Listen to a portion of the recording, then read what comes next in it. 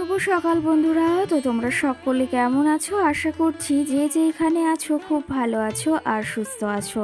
আজ নতুন আরও একটি ভিডিও তোমাদের সকলকে জানাই অনেক অনেক ভালোবাসা। আজকে হচ্ছে সোমবার আর এখন কিন্তু ঘড়ি কাটাতে সময় হয়েছে ওই সকাল 6:30 মতো। তো আজকের ব্লগটি আমি সকাল থেকে শুরু করছি তোমাদেরকে সাথে নিয়ে। আশা করি আজকের ব্লগটি তোমাদের খুব খুব ভালো লাগবে। তো চলো দেখতে থাকো।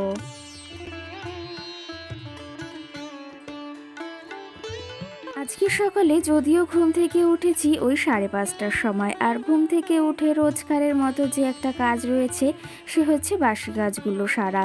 বাসি উঠানটাকে আমি ঝাড় দিয়ে নিয়েছি, সঙ্গে ঘরে যে সমস্ত কাজবাজ থাকে সমস্তটাই কিন্তু এক হাতে সেরে নিয়েছি। আর এখন চলে এসেছি বাইরে বাইরে সিঁড়িটাকে মুছবো। তার সঙ্গে সঙ্গে মানি প্লান্ট গাছগুলোকে একটু কেয়ার করবো, একটু যত্ন নিতে হবে। কারণ কি জানো তো, গাছগুলো এই পাশে ওই যে নিচের যে ছোট ছোট টব রয়েছে ওগুলোর গাছটা না একটু কেমন হয়ে গেছে। তো সেই ক্ষেত্রেই ভেবেছি গাছগুলোকে একটু কাটিং করতে হবে, তারপরে আবার লাগাতে হবে। না হলে না গাছগুলো প্রচণ্ড পরিমাণেই বড় হয়েছে, আর সেগুলো ওই যে বৃষ্টির জলের এত পরিমাণে ছিটা পেয়েছে, তো সেই ক্ষেত্রে পাতাগুলোও না কেমন একটা নেতিয়ে গেছে এই ছোট্ট টবগুলোতে। তো তার জন্য ভাবলাম এইগুলো এখন একটু ঠিক করে দিই সকাল সকাল। আর তারপরেই কিন্তু এগুলো থেকে বেশ ভালো আবার গাছ বের হবে, আর সেগুলো দেখতেও কিন্তু আরও ভীষণ ভালো লাগবে। তো চলো তবে এই যে এই ডালটা কাটিং করব, কারণ এই ডালটা অনেকটা বড় হয়ে গেছে আর সঙ্গে না ভীষণ লম্বা হয়ে গেছে। আর কি জানো তো, কেমন একটা সরুটে ভাব হয়ে গেছে। তো তার জন্য ভেবেছি এগুলোকে এই যে ছোট্ট ছোট্ট করে কাটিং করে লাগালে না গাছটা বেশি করে ঝাউ হয় আর দেখতেও ভীষণ ভালো লাগে। আর এই টবটা একটু ফাঁকা ফাঁকা লাগছে, তার জন্য এখানে বেশ কটা গাছের ডাল বসিয়ে দিলাম কিন্তু। এই পাশে এই যে যে বড় গাছটা রয়েছে এই গাছটা আবার বেশ সুন্দর রয়েছে বড় হলেও। তো ভাবছি এটা আর কাটিং করব না, এটা এরকমভাবেই রাখবো। আর সঙ্গে এই গাছগুলোকে কাটিং করে দেখো ছোট্ট ছোট্ট করে দিয়েছি, দেখতে কিন্তু বেশ সুন্দর লাগছে। আর এই টবগুলো দুটো দুই সাইডে দিয়েছি, কাচের যে বোলগুলো রয়েছে সেগুলো দুটো দুই সাইডে দিয়েছি, সেটা আরও দেখতে বেশ ভালো লাগবে। আর একটা টবের আর একটা এই যে বোলের গাছটা অনেকটা বড় হয়ে গেছে, সেটা না পাকাটি দিয়ে অনেকটা লম্বা করে দিয়েছি, সেটাও দেখতে ভীষণ ভালো লাগছে। এইদিকে দেখো গাছগুলো কিন্তু বেশ সুন্দর হয়ে উঠেছে। কি জানো তো, এই যে আমাদের বাড়িতে যেই আসুক না কেন এই মানি প্লান্ট গাছগুলোর উপর বিশেষ করে সবার ভীষণ নজর থাকে। কারণ কি জানো তো, গাছগুলো বিশেষ করে খুবই সুন্দর হয়ে উঠেছে আর দেখতেও না ভীষণ ভালো লাগে। সত্যি কথা বলতে ঘরের সামনে যদি বা ঘরের ভেতর যদি তুমি এরকম কোনো সবুজ গাছ যে কোনো গাছ রাখো না, দেখতে কিন্তু ভীষণ ভালো লাগে, আর এতে কিন্তু ঘরের সৌন্দর্যটা আরও দ্বিগুণই বেড়ে যায়। তো যাই হোক, এর মাঝে বেশ খানিকটা সময় পেরিয়ে গেছে, ওই সিঁড়িটাও মুছে নিয়েছি। আজকে আর তোমাদের সঙ্গে ঘরের কাজবার শেয়ার করলাম না, কালকেও করিনি। আর এই যে একদম চলে এসেছি কলপাড়ে, এখন এই জামা কাপড়গুলো ভিজাবো। কালকে বিছনা চাদরটা চেঞ্জ করা হয়েছিল, তারপর আর ভেজানো হয়নি, একটু বেলা করে চেঞ্জ করেছিলাম তো। তো সেই ক্ষেত্রে এখন সকাল সকাল এগুলোকে ভিজিয়ে দিচ্ছি। আর সঙ্গে মাম্মু সোনার কিছু জামা কাপড় রয়েছে সেগুলো ভিজিয়ে একদম কেচে তারপরে স্নান ধান করে ওগুলোকে মেলে দেবো। কি জানো তো, আমার জামা কাপড় না একদম ওই যে যেগুলো নোংরা হয়ে যায় কিংবা যেগুলো ওই যে একটু নোংরা হয় সেগুলো দলা পাকিয়ে রাখতে না একদম ভালো লাগে না। কি জানো তো, যেদিনের জামা কাপড় সেদিন, না হলে তার পরের দিন আমি ধুয়ে ফেলার চেষ্টা করি। কিন্তু যে এই যে বর্ষা শুরু হয়েছিল মাঝখানে না, তো সেই ক্ষেত্রে অনেক জামা কাপড় এক জায়গায় জড়ো হয়েছিল। আর সেই জামা কাপড় যে কত 3-4টে দিন ধরে খালি ধুয়েছি। আর এখন তো বেশ ভালো রোদ উঠছে, শুনেছিলাম যে আবার নিম্নচাপ হবে, কিন্তু সেটা আবার হলো না। এখন তো বেশ ভালো রোদ উঠছে, আর এই রোদ উঠলে না ভীষণ ভালো লাগে আমার।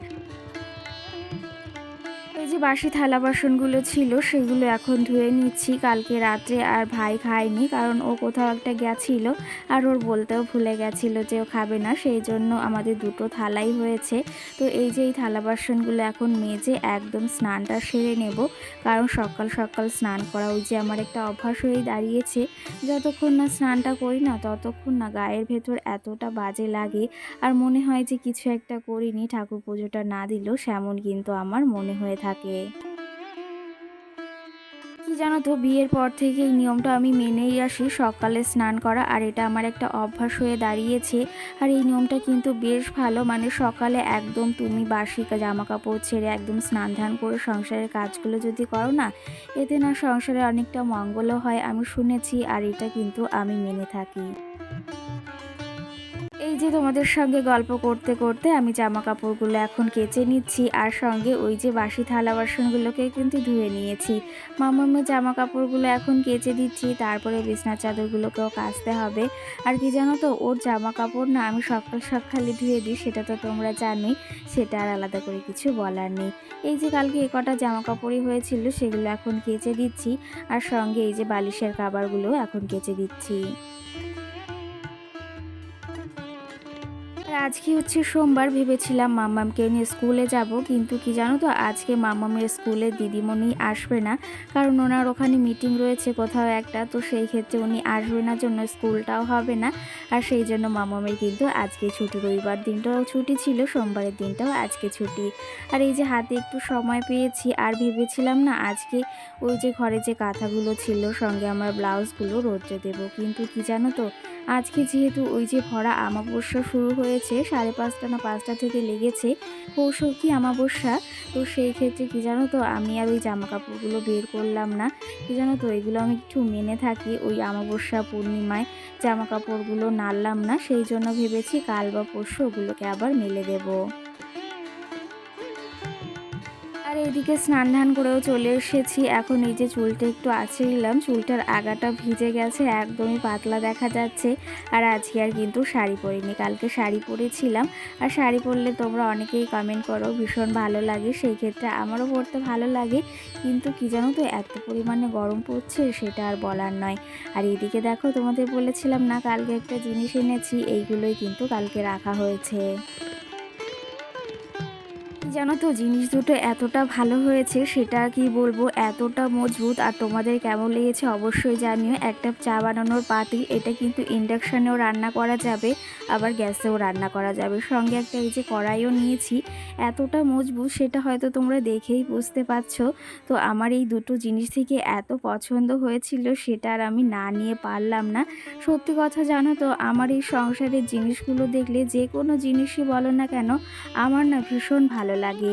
আর এই কড়াইটা আর সঙ্গে কিন্তু চা বানানোর পাতিলটা কেমন হয়েছে অবশ্যই জানিও।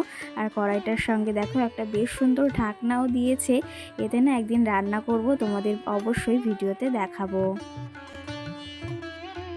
আর তোমরা কিন্তু অবশ্যই কমেন্ট করে জানিও যে কেমন হয়েছে ওই চা বানানোর পাতিলটার সঙ্গে ওই কড়াইটা। আমার তো ভীষণ ভীষণ পছন্দ হয়েছে, তোমাদের কেমন লেগেছে অবশ্যই জানিও। আর ওগুলো কিন্তু আমি এই যে পুরনো রূপো দিয়ে এক্সচেঞ্জ করে নিয়েছি, আর সত্যি কথা বলতে জিনিস দুটো ভীষণই ভালো হয়েছে। তো যাই হোক, এইদিকে এখন জামা কাপড়গুলো মেলে দেব, এত সুন্দর রোদ উঠেছে, এই রোদ দেখে না মনে হচ্ছে আর কটা জামা কাপড় ভেজালে বেশ ভালো হতো।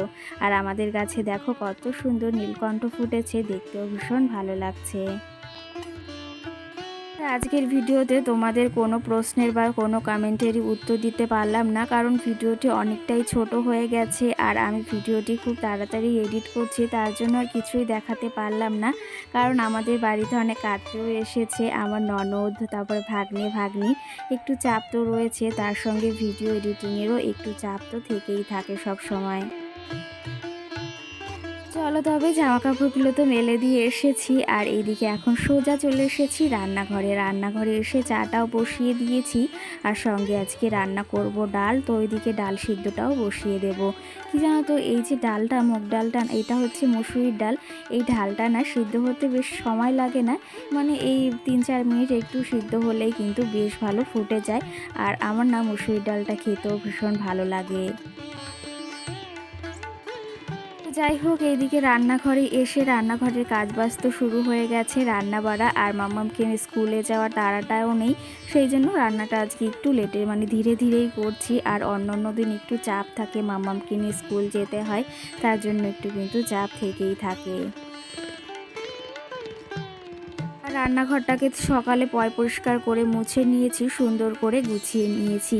কি জানো তো, হয়তো আমি রূপে লক্ষ্মী, গুণে সরস্বতী কোনোটাই না, কিন্তু এই যে আমার কাজ দিয়ে আমার ঘর বাড়ি, আমার সংসারটাকে যেমন করে গুছিয়ে পরিপাটি করে রাখি, তেমন করে রাখলে কিন্তু লক্ষ্মী বা লক্ষ্মীশ্রী অবশ্যই বজায় থাকবে। আর সত্যি কথা বলতে, যেখানে পরিষ্কার, যেখানে সুন্দর পরিপাটি সমস্ত কিছু থাকে না, সত্যি কথা বলতে সেখানে লক্ষ্মী অবশ্যই বিরাজ করবে। আর যেখানে কি বলবো, মানে একদম যাকে বলা হয় যে নোংরা কিংবা এলোমেলো থাকে, সেখানে কিন্তু লক্ষ্মী কখনো ব্রাশ করে না। সত্যি কথা বলতে, তুমি পরিষ্কার জিনিসটা বা গুছিয়ে রাখবে, পরিপাটি করে রাখবে, লক্ষ্মীশ্রী কিন্তু তোমার সংসারে অবশ্যই বজায় থাকবেই থাকবে। যে রূপে লক্ষ্মী, গুণে সরস্বতী না হলেও এমনভাবে সংসারের কাজগুলো করে রাখি যে লক্ষ্মীশ্রী অবশ্যই সংসারে বজায় থাকবে। তো যাই হোক, তোমরাও এমনভাবে কাজ করো, তোমাদের সংসারেও আয় উন্নতি হবে আর অনেকটা লক্ষ্মীশ্রী গড়ে উঠবে। সত্যি কথা বলতে, একটা গৃহবধূর হাতেই কিন্তু সমস্তটা। আজকেও কিন্তু আমার একটা ননদকে আমি সাজিয়েছি এই যে এই লুকটায়। কেমন লাগছে অবশ্যই কিন্তু কমেন্ট করে জানিও।